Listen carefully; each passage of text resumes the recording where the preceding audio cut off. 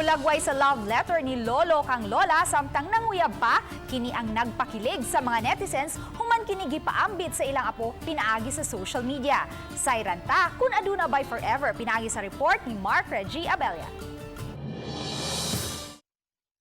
Sa mga pulong nga napatik nining love letter nga gisuwat niadto pang 1956 ni Lolo Pascual Roldan Sr., tataw ang iyang katuyuan nga maangkon ang kasing-kasing ni Lola Norma Baynosa.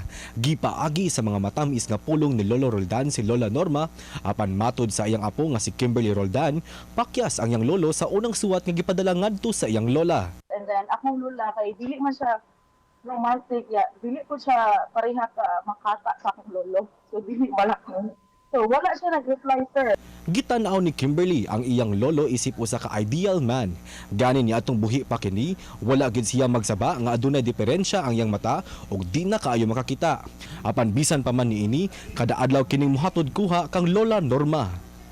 Ang istorya ni Lolo Pascual ug Lola Norma nahimong inspirasyon ni Kimberly. It's a reminder to all women nga anaon jud ta pag-treat bitaw sa mga guys na they need to put an effort. Bisan kung nipanaw na sila Lola Norma o Lolo Pascual, magpabiling buhi ang ilang tiunay nga gugma o pamatuod ana ang mga love letter nila sa usag-usa kaniadto. Kauban si Clans Gabutin, Mark Reggie Abella. Balitang Bisdak.